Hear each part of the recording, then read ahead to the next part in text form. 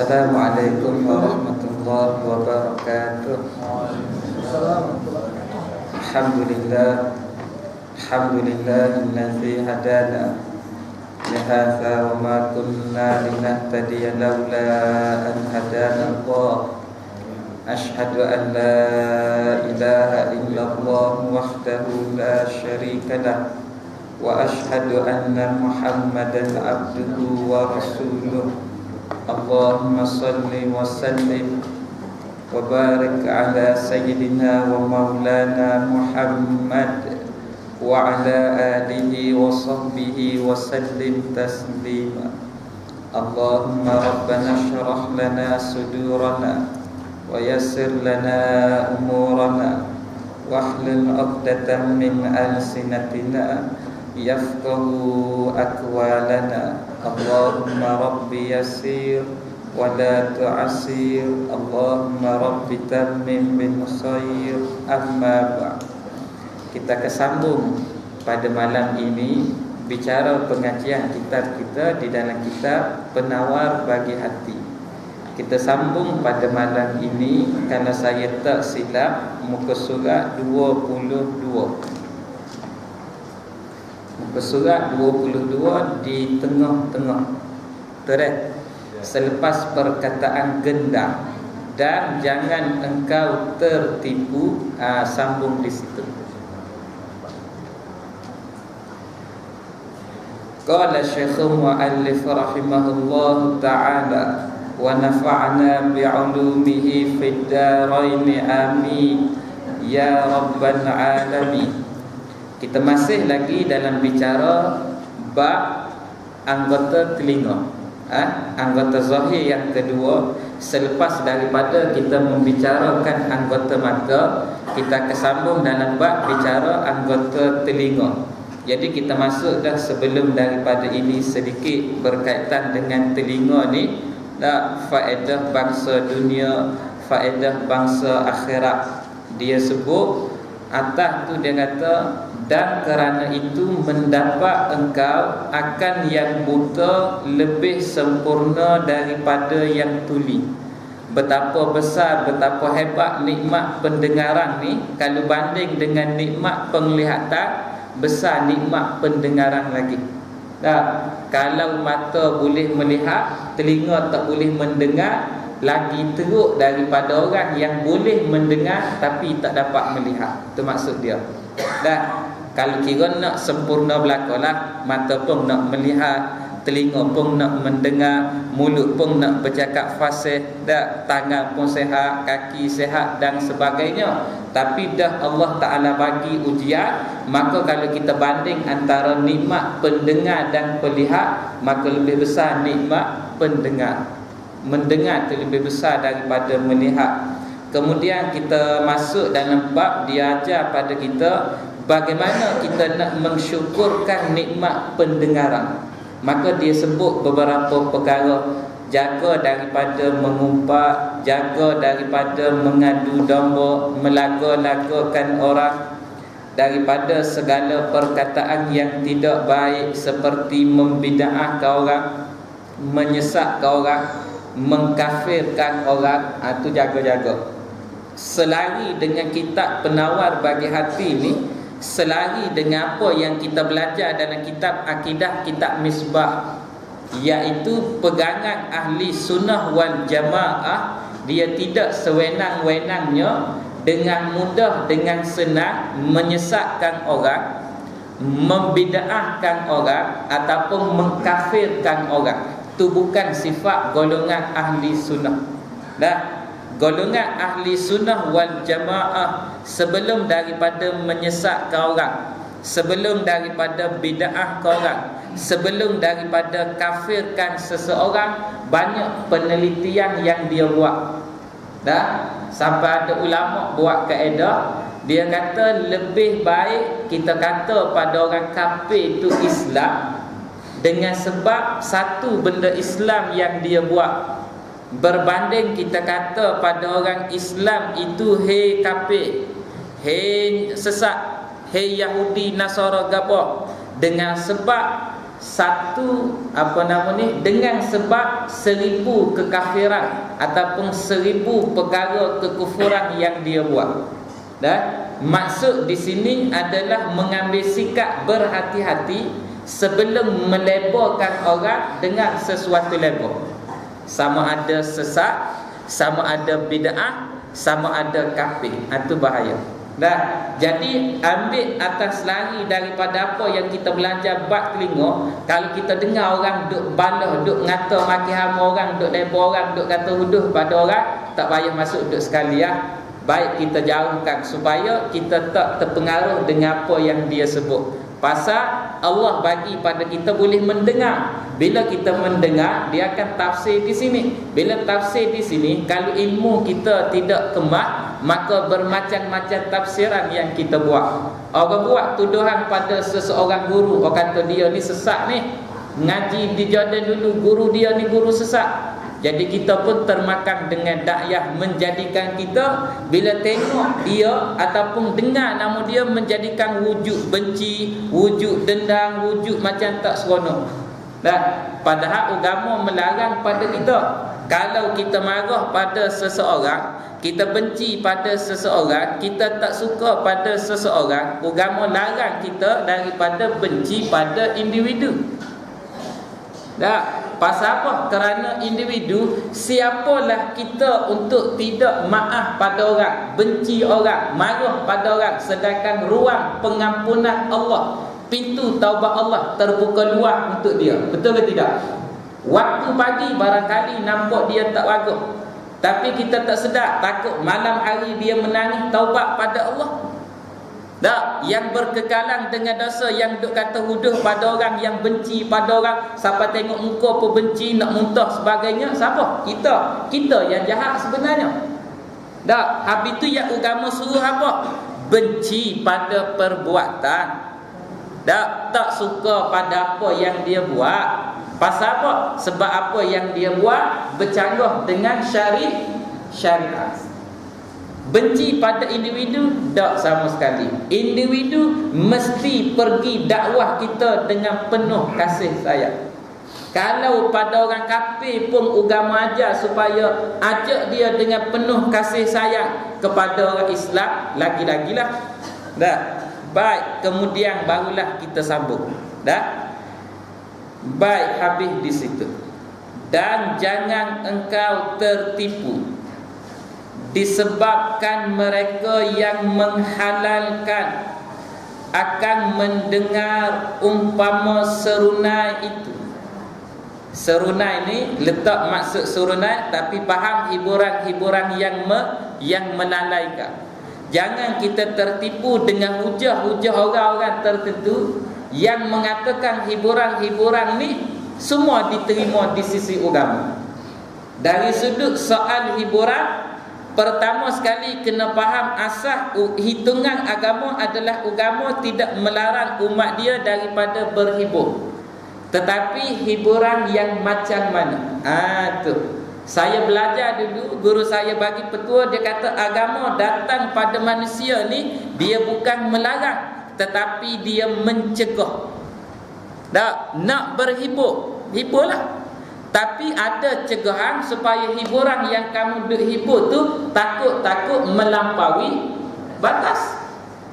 Tak, hibur macam mana? Nak berhibur seronok, tak seronok kalau sekadar berhibur sama jenis jantina, tak seronok.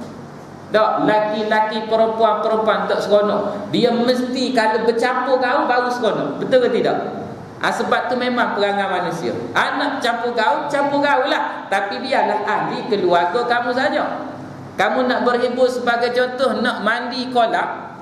Tak, orang panggil nak swimming, nak pergi swimming tu, kamu nak mandi kolam dengan orang perempuan, mandilah. Tapi syarat keluarga kamu je, isteri kamu, mak kamu, anak perempuan kamu, tak ada masalah.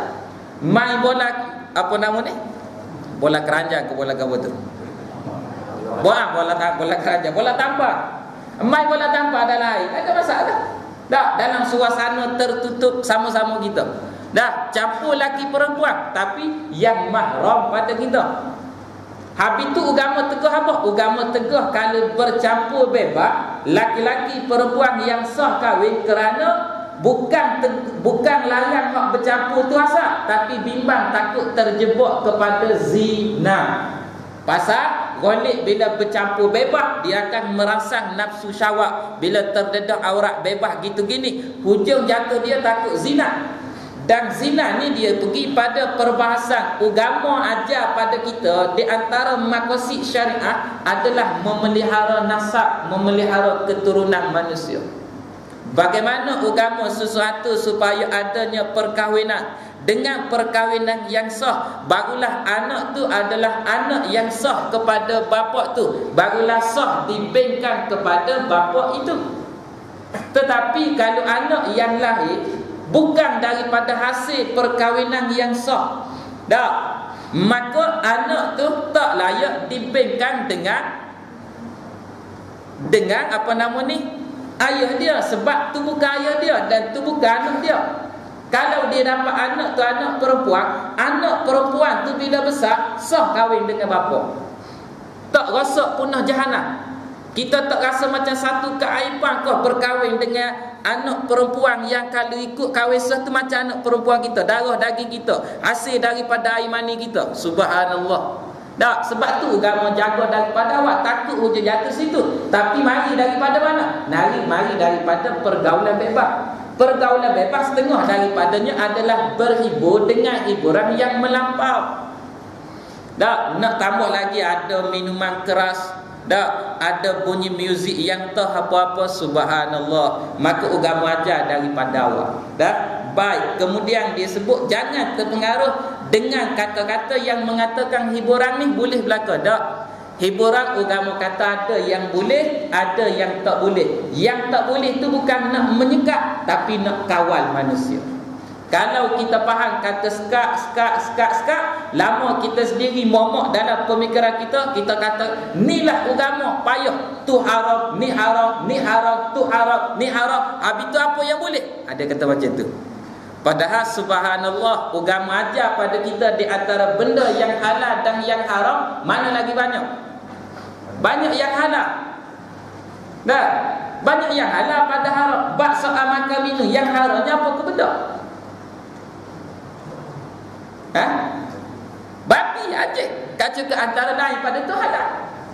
Cuma boleh jatuh jadi haram kalau contoh dengan jalan yang tidak berhak. Orang panggil haram li ghairi, haram dengan sebab perantaraan benda lain. Lain pada tu makanlah. Nak makan batang kayu pun tak apa, asal tidak memudaratkan. Tapi kalau mudarat tak boleh. Dah? Tu. Batang kemuncu. Orang sini kenal kemuncu. Tak kenal orang pun lupa kemuncu Kemuncu kenal tak? Bila kita berjalan kat padang, dia lekat kat seluar kita. Dah, kemuncu tu pokok dia tu, cuba tarik batang dia. Dah, tarik batang dia hak alu panjang tu putih-putih. Hak putih-putih kat bawah tu boleh gigit-gigit makan. Tak percaya tanya budak-budak.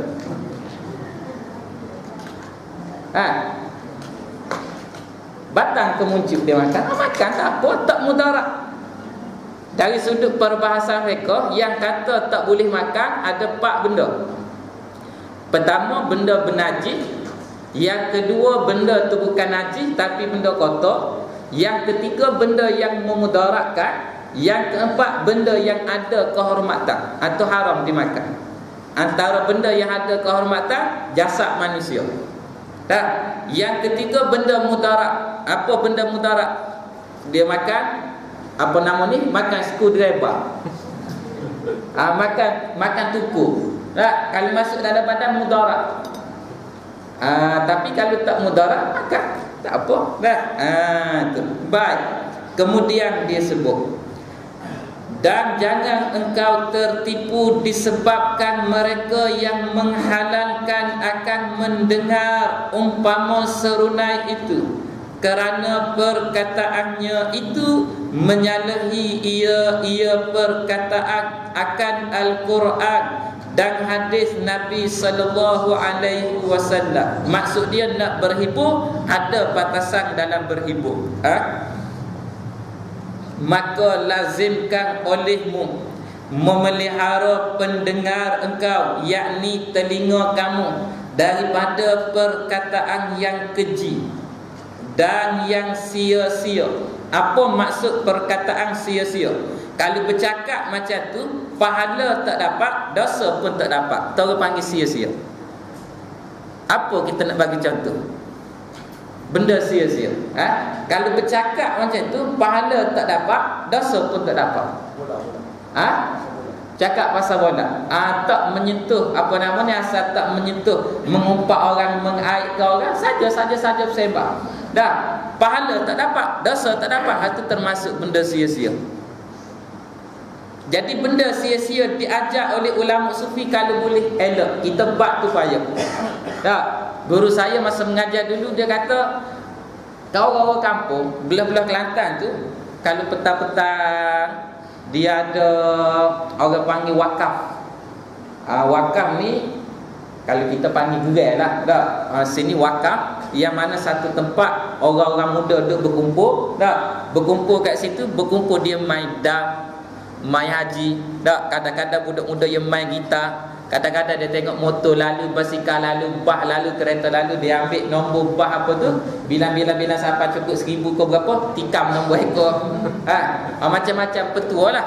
Jadi bila kita tanya, awak duduk kat sini ni duduk apa? Dia kata tak ada, duduk saja-saja. Duduk saja-saja, kata guru saya, termasuk daripada perkara yang berdosa. Dia sebut Allah. Sebab memang dia guru kita ni orang warak. Kita nak hukum kata berdosa tak berani. Pasal duduk, ialah sekadar duduk dah. Tak ada buat kerja apa, buat benda baik pun tak, buat benda jahat pun tak, sekadar duduk. Orang panggil duduk yang sia-sia. Bagi dia kata berdosa. Pasal dia bermujah, dia kata awak boleh duduk macam tu, tak? Awak bernafas tiap saat, tiap ketika, awak hidup, tarik, kemudian awak lepas. Awak tarik oksigen tu siapa buat? Tak? Kemudian awak hembus keluar karbon dioksida tu siapa? Udara yang awak duk bernafas, duk naik turun masuk ni, hak siapa? Kalau Allah Ta'ala minta bayar dengan apa dia bagi pada awak guna nyawa nak bernafas, baru kena bayar. Tak? Kita ni Allah Ta'ala bagi guna udara tu free, percuma. Katalah udara ni bermula daripada 1 Disember 2014 ni, sebab kata subsidi minyak akan dihapus, dia kata. Dia kira ikut kaedah pengapungan terkawal. Harga minyak naik lah, harga minyak turun lah. Itu semua nak mengundang kemarahan orang kat bawah belakang lah ni. Tapi tak apa, dari sudut sistem demokrasi, tuan-tuan, yang menjadi hakim negara adalah rakyat. Rakyat yang menentukan naik ataupun jatuhnya sesebuah kerajaan. Pasal the power duk di tangan rakyat. Jadi sebenar kita ada kuasa. Nampak lekeh kita ni? Tak? Walaupun muka tak segak kita, tuan-tuan lah, saya segak. Tak, walaupun kita tak segak mana, tapi kita ada kuasa dari sudut sistem demokrasi. Baik, nak sebut apa? Contoh kata bila masuk 1 hari bulan 12, tiba-tiba udara oksigen ni diswastakan. Kerajaan Allah buat swasta. Siapa nak, kira hitungan sebulan, datang beli dengan Allah. Sebulan sekali kamu kena top up. Dan sebulan berapa bayaran? Sehari ambil RM10, sebulan 300. Subhanallah. Tak, buat dalam bentuk tabung oksigen, pikul atas belakang. Nak pergi mana-mana pun pikul. Hoi. Pikul tu. Pasal apa? Dan kita nak bernafas. Kalau manusia bernafas dengan cara macam tu, dia akan bersyukur tak dengan apa yang dia dapat? Syukur lah. Dan dia akan menghargai tiap detik, tiap ketika. Pasal apa? Sebab dia kena bayar. Tak boleh guna lebih-lebih ni. Jimat pasal ni awal bulan tak lama habis, sebelum hujung bulan kena top up pula. Aku udara oksigen. Baik jimat, dia kata. Tak boleh guna serendah-rendah. Tak boleh nak melepok tak tentu hala perapis, tak boleh guna untuk benda-benda bermanfaat, nak pergi kerja sebagai contoh. Pasal apa? Sebab dia kena bayar. Yang tak rasa macam tu sebab kita boleh free. Tak, tuan-tuan duduk dengan kuliah ni banyak mana dah tarik nafas, turun nafas. Hak tarik biasa, hak tarik kuat tu tanda cepat nak mati. Baik, kemudian dia sebut, kerana mereka yang menuntut dengar Dia kata elok kamu daripada mendengar benda-benda yang keji, benda-benda yang sia-sia, kerana mereka yang menuntut dengan bersekutu. Bersekutu ni berkongsi. Berkongsi ia orang hak mendengar dengan mereka yang berkata-kata pada dasar perkataan yang haram itu, walaupun dia tak cakap tapi sekadar dia dengar, dapat saham benda yang sama. Hal ni yang ulama kiaskan pada bab dengar orang mengumpat ni. Kita tak mengumpat tapi kita duduk dalam majlis orang mengumpat, dapat dosa serupa je. Dak, kaedah mereka sebut ar-ridha bi syai'in ridha yatawalladu minhu. Kita redha dengan sesuatu, kita dapat pahala, kita dapat saham daripada sesuatu tu. Kita tak buat maksiat tapi kita redha dengan maksiat, kita dapat dosa maksiat. Dak, mak dia pakai kain tudung, keluar rumah pakai kain tudung, tapi anak perempuan dia keluar rumah, anak perempuan dia tak pakai kain tudung, dan mak dia reda dengan apa yang anak perempuan dia buat, dia tak marah. Maka walaupun anak dia yang tak pakai kain tudung, mak pakai kain tudung, mak tetap dapat saham dosa. Sebab apa? Sebab ikut kaedah tadi, reda dengan sesuatu dapat saham benda sesuatu. Tak, kalau sekadar reda dengan maksiat dapat dosa maksiat. Yang paling teruk kata ulama adalah bimbang orang tu reda dengan kufur, maka dia juga menjadi kufur. Tak, tak apa orang Islam murtad dia reda. Dia tak rasa macam tercabar agama, dia tak ada rasa bersalah, maka dia juga dapat dosa orang murtad. Hak tu hak bimbang tu. Tak, Allahu Rabbi. Baik, kemudian dia sebut, dan lagi pula bahawasanya mendengar perkataan yang sia-sia dan keji itu mendatangkan was